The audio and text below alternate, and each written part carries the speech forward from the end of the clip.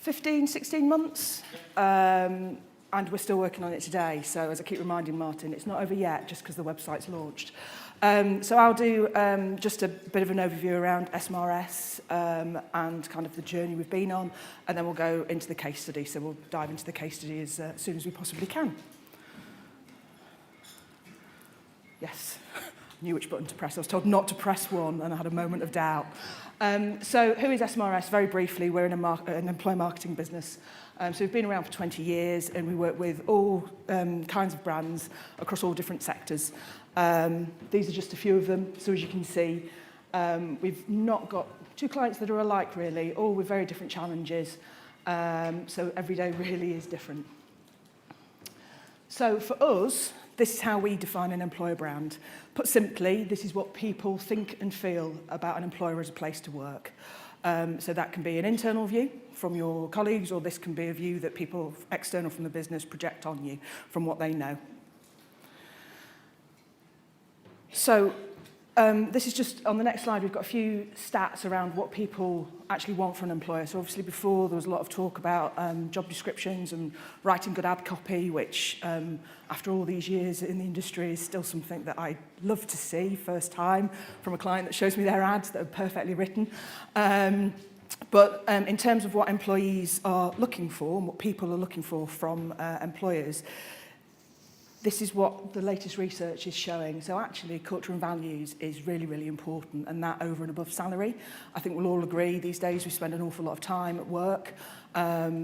We have fun, we enjoy it, but that's because we all subscribe to the culture and values of our organisation. Leadership and that clear direction is also really important. And interestingly, comp and bends comes quite low down. So yes, it's important, but in terms of those things that are kind of really driving decisions, it's more and more around culture and values, so which makes employer branding really important. So because the culture and the values are so important, for us it's really important to start with those business leaders. They cast very, very long shadows in the organisations for which we work, regardless of the size of the organisation. And it's not only important to have them on board from a key stakeholder group, because they can derail a project really, really easily after months of work, but it's also really important so that we have clarity around purpose. So understanding the vision, mission, purpose and values, so your strategic narrative, is really, really important. And then being able to tell the story around that, around culture, is increasingly so. So the engagement with senior leaders is really, really key, and something that we spent a lot of time on with Balfour. The next group of people who are really important to us are your people. Arguably, they are the most important people. They're the biggest audience, the people that work for you. There are a lot more of them than there are leaders, but we need that strategic vision from the leaders. But involving your people for us is really key, because this is where we get the richness. For us, it's really important that EVP and employer brand strikes that balance between authenticity and aspiration. So it needs to deliver messages that will allow the business to progress and move forward, but it also needs to feel authentic to those people who already work for you and have done for years.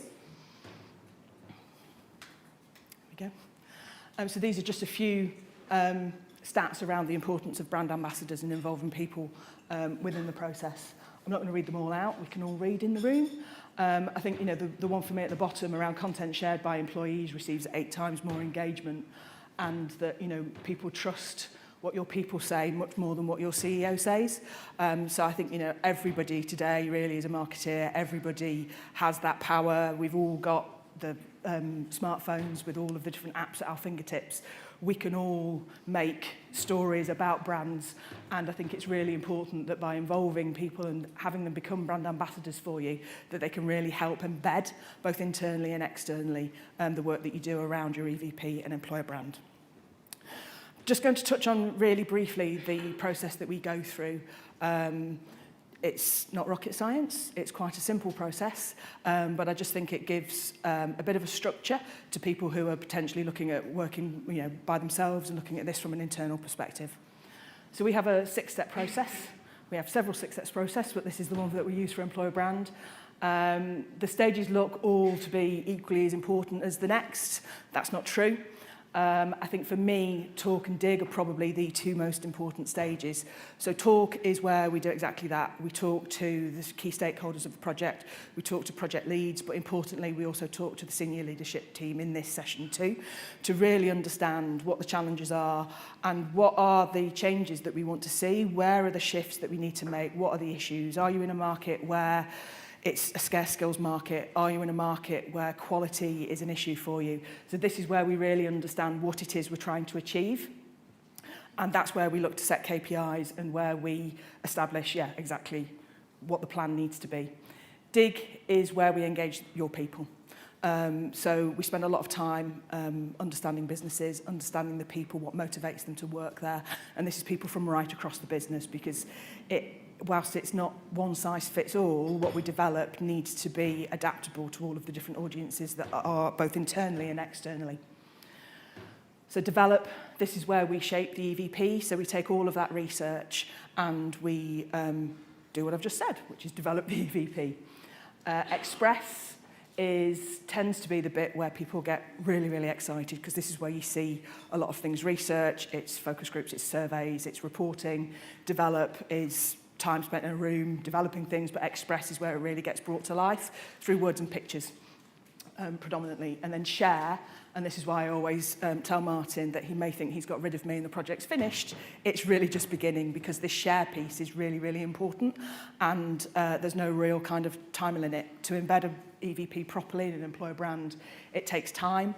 There are a lot of touch points for these things, so it really does need a plan, and it really does need the right time and the right structure developing. And then tune is how we measure and monitor success. So this is what I was saying before about share. So share and beyond attraction. So when we first started talking to Balfour, we were engaged by the head of resourcing. So we're very firmly in the attraction space.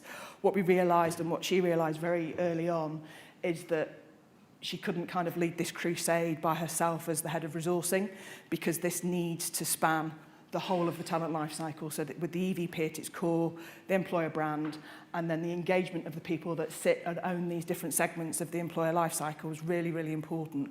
And what we found was that actually there was a heck of a lot of stuff going on in every single segment. Everybody had their projects list, everybody was doing things differently. So there was no common thread, there was no real story, a narrative arc that went through the whole of the life cycle. So that's what the EVP and the employer brand is now allowing Balfour to do. So I'm going to pass over to Martin, who will talk you through some of the case study. Thanks, Mandy. So just to give you, I suppose, a little bit of information, my role in Balfour Beatty up to this point was operational, so I was a resourcing partner looking after about 50% of Balfour Beatty's recruitment activity. I've now moved into a role where I look after the employer brand across the whole business.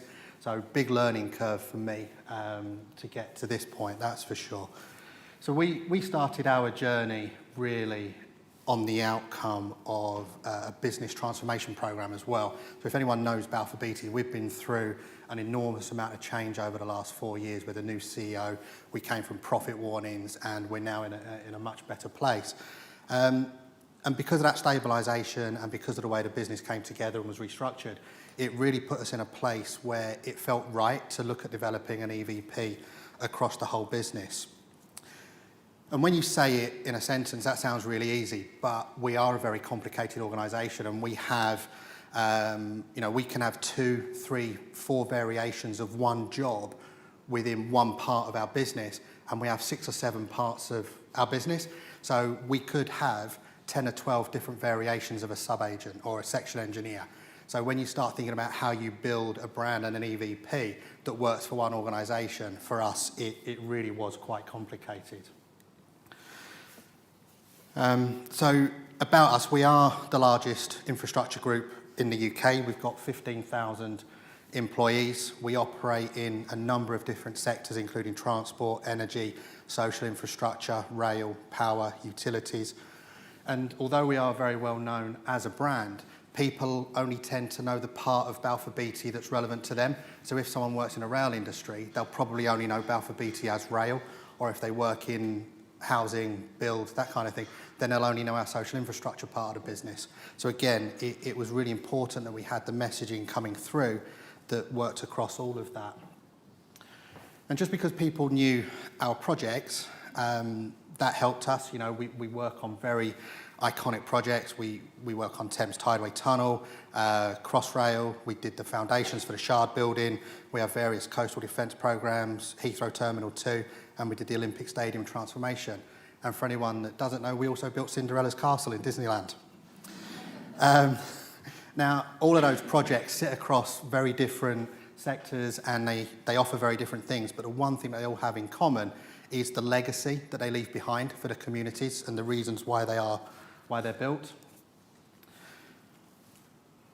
And just because people know our projects, that doesn't mean that they know us as an employer. We are a very, very strong corporate brand, but that doesn't work for recruitment attraction, as most of the people in this room will know. You know, just because we've got a strong corporate marketing team, that doesn't really offer us anything to go to market in terms of attraction.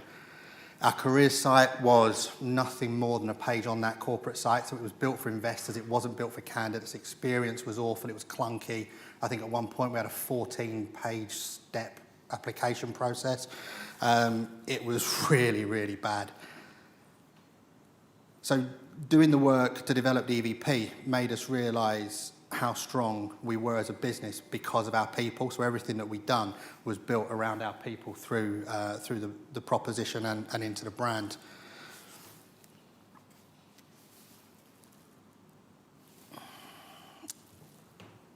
Part of the messaging was obviously focusing around D&I and diversity, which is a hot topic for everyone. But for us, it was also important because it would allow us to reach into talent pools that we weren't able to touch at the moment. You know, we sit in a very, very competitive market for some very, very scarce skills. So by focusing on our diversity within our messaging and within our brand, it also, we hoped, would allow us to reach into these untapped markets. It had to work across an internal and an external audience because one of the key measures that we're looking at is retention through this as well. And we need to demonstrate a very, very male-dominated environment in a way that attracts more females. So it was really tough in terms of building the proposition and the brand. We had some challenges, like you would expect. I think some of the biggest challenges that we faced were budget. You know, relatively, we had to make a little bit of money go a very, very long way. We didn't spend anything like what the previous guy spent doing his globally. You know, ours was delivered on a shoestring compared to that. Managing the expectations of our key stakeholders was also really, really important because, you know, everyone has an opinion around their part of the business and they all wanted to influence into this as well. So making sure that we got the outcome that was right for recruitment and resourcing was really, really important for us. I always felt like we never had enough time to do anything. The milestones and the delivery dates and the project meetings crept up us and, you know, just hit us like a brick wall. And communicating out to the business as well, because we invited a lot of feedback and contribution from the business into all of the research that Mandy talked about. So we promised that we would go back and talk to them as well. So juggling all of those was really quite hard. And then on top of that, we had to teach our marketing team a whole new different thing as well, because they just don't understand recruitment attraction. Our corporate marketing team had in fact tried to deliver an EVP project for one part of the business about 5 or 6 years ago, and it just didn't land at all. So you can imagine us trying to work with a marketing team who've already tried to do this unsuccessfully and get them on board with a new way of doing it. That was really, really tough. It probably took over 12 months to get a decent working relationship with our corporate marketing team to really begin to have a relationship where we can start working together and taking this forward. And if I'm honest, they probably still don't know half of what we do because we just don't tell them. It's much easier that way. We just live by the mantra that it's easier to ask for forgiveness than it is for permission. So across all of this, we were looking very much for one voice. And our organisation is made up of, depending on how you cut it, probably 7 different business organisations. And every single one of those is very, very quick and immediate to say, we're different. You know, we are totally different to the rest of Balfour BT. We're not the same. We have different people. We operate differently. And unfortunately, that ethos is taken through by the HR leadership team as well. All of the HRDs will reinforce that message. So the very first thing we did in the kick-off meeting with the HRDs was we got them to talk about why they're different. And we led them down a path, and we were a bit tricky. And what we actually did was we made them realise that they weren't any different. They were all the same. The problems they faced were the same. The challenges they faced were the same. So we then were able to position more strongly the need for one brand, one proposition for the whole of the organisation. And once they realised that, they became advocates of that and supported us right through. We do work in a pretty exciting industry as well. And I'm just going to showcase now a video for you.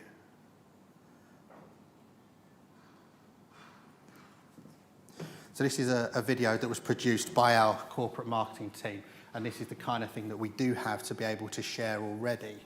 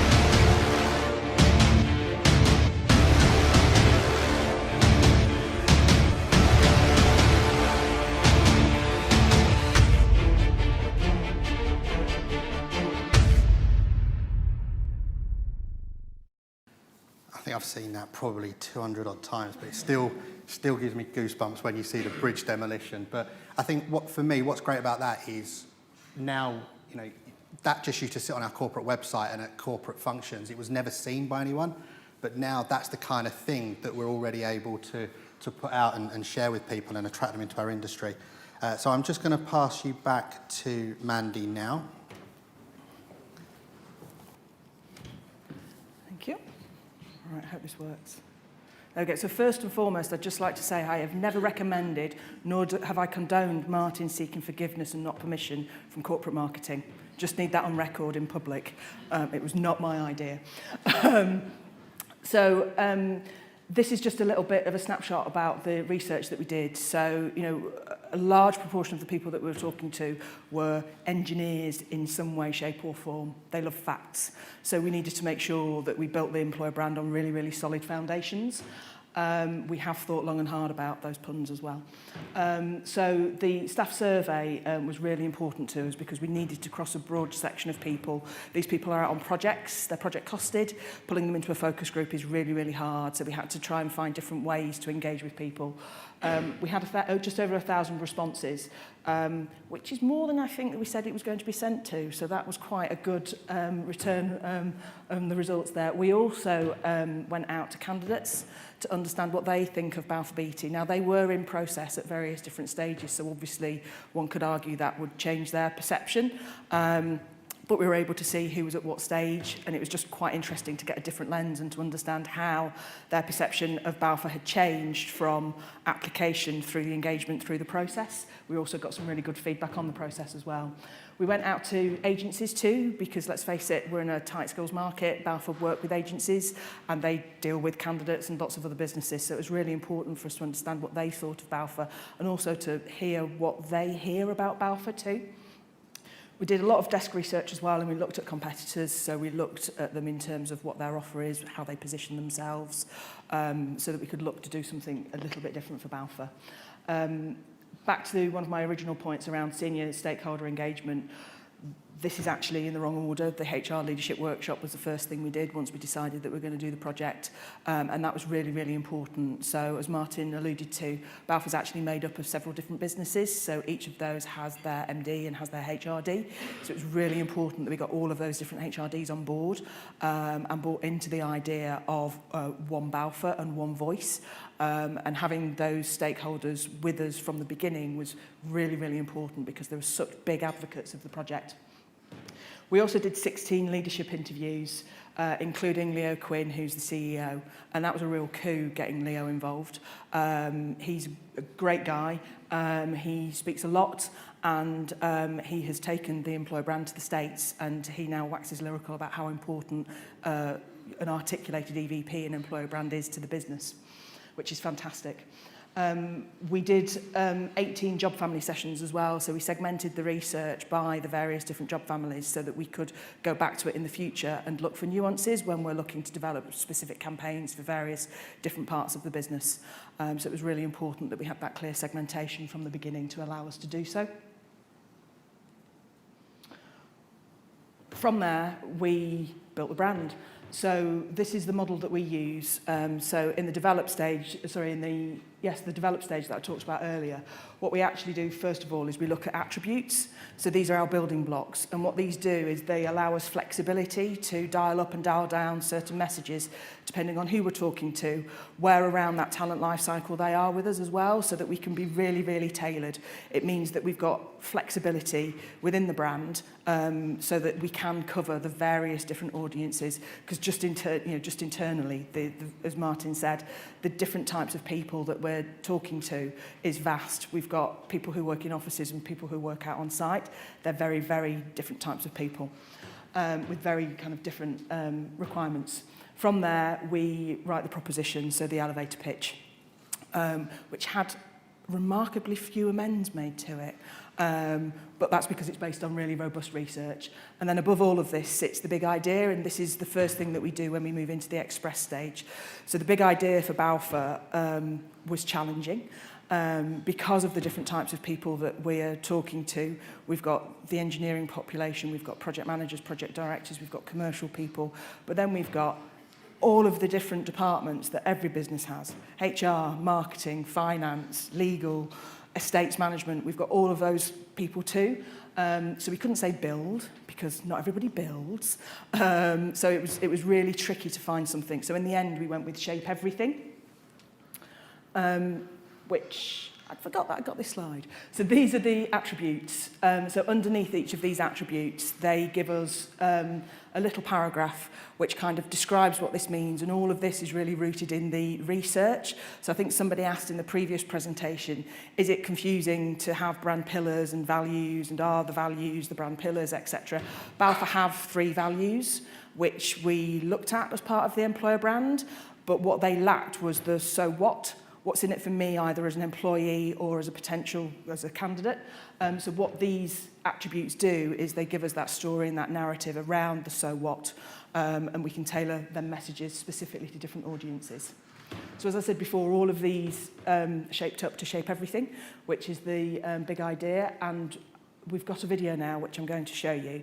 So we did this video last August when we were pitching the creative for the first time. And the first time we did the video, we used stock photography, stock imagery, because we had to. We were preparing it for a pitch, essentially.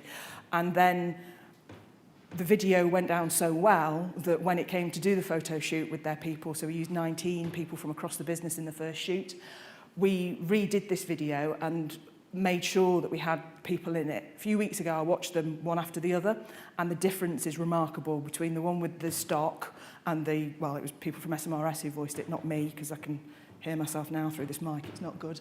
But then we got the Balfour people to voice it at the photo shoot, and the difference and the authenticity that it brings is really quite amazing when you look at the two side by side. Just before I move on, the creative that you'll see later on is built up of 3 elements. So historically, Balfour had always communicated about the project. We've won a project that's worth 50 odd million, X million, etc., etc., because engineers like projects. However, what the research showed was that people were really interested in the social impact as well of the projects that Balfour work on, but also the personal impact that it has. Kind of, I built that bridge as you're driving down the road. So it was really important that the creative showed this. So what we did was we looked for people with really good stories through the business. So the creative is a montage of 3 different elements. 1, obviously the person, 2, the project, but then 3, the outcome. And that outcome was based on what those individuals told us that the outcome was for them. So that could have been something personal to them or actually the outcome of the project. So there are different layers, and we can use those stories in different ways as we're talking about the brand. So I will stop talking and show you the video.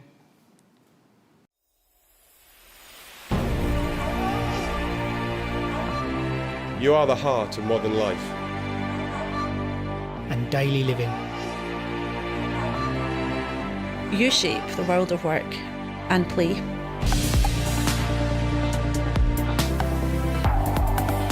Take a look up at any skyline.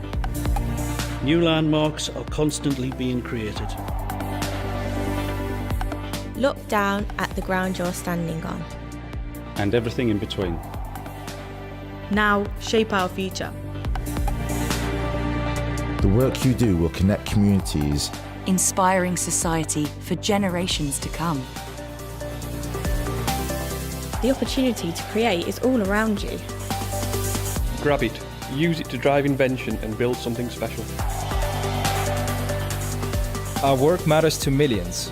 Big or small, this is work that's worthwhile.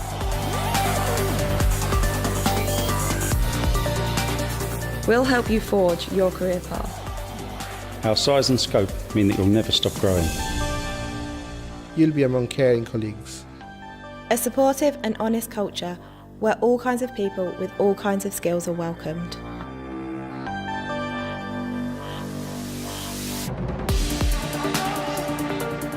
Start creating. Shape daily life. Shape what's next. Shape everything.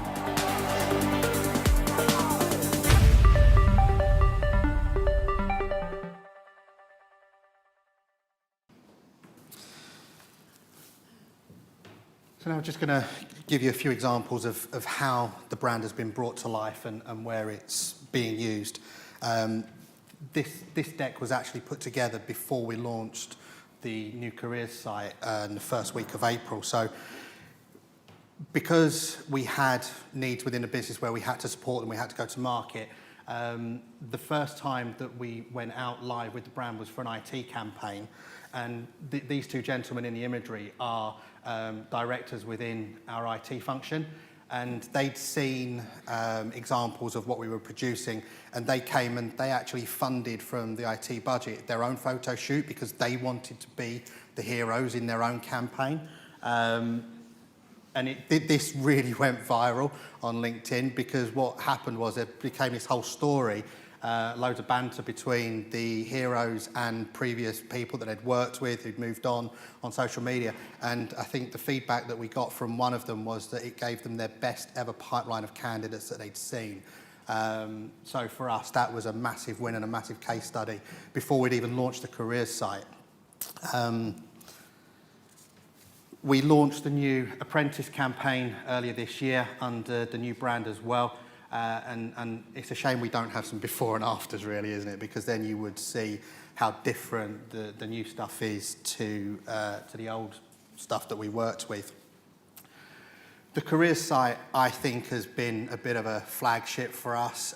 We held back on launching anything to do with the brand until the site was live. And I think I suggested earlier that the previous careers site was really clunky and cold, and it was just awful from an experience perspective. And what the new site has allowed us to do is to serve the relevant content to the relevant people, relevant audience based on their job families they sit in. So if you land on our career site now and you are a project manager, we can very easily lead you within 2 clicks straight onto a page that shows you what life is like as a project manager in certain parts of Alpha BT, and then serve you every project management role that we have across the organisation. Whereas on the old site, if you typed in project management, you might get lucky with the results. And we've built in 2 calls to action on every single page now that allows people to sign up for information about our organisation. So, you know, they might come, they might apply, they might just be looking, but what we're also asking them to do is to leave us their details so that we can put them in our talent communities and we can keep them involved in anything that we share as well. So the user experience for us was really, really key on the building of the new careers site. And we've got a lot more planned as well. We're now working on the internal careers site, which has become more of a mobility portal. We're designing a whole new arm to the brand around our work with the armed forces and the stuff that we do around the Covenant and our attraction with people leaving the forces. Diversity is big as well, and we've got an entire content management strategy just for the resourcing function, where I think we ended up with 31, was it, videos that were produced through the photo shoot, where we've got everything from 10, 12-second stings right through to 2 or 3 minutes worth of videos around career development from our employees.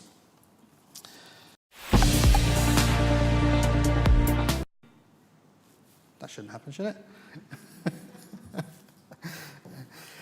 So we very much learned as we built, and I think there are some themes: communication, updating, keeping our stakeholders aware of what was going on was really, really important. We had what appeared to be long periods of activity where we'd done the photo shoot and the heroes wanted to see the outputs and they wanted to see how their imagery was being used. So it was really important that we communicated with those people, told them what was going on, and of course keeping stakeholders involved and abreast means it's much easier when we need sign-off on stuff because they're already up to speed. But as I've said before, we've now got the business coming and knocking on our door and asking us to do bespoke creative, which is really the best that we could have hoped for, which I think is it. Excellent, thank you very much. Pleasure.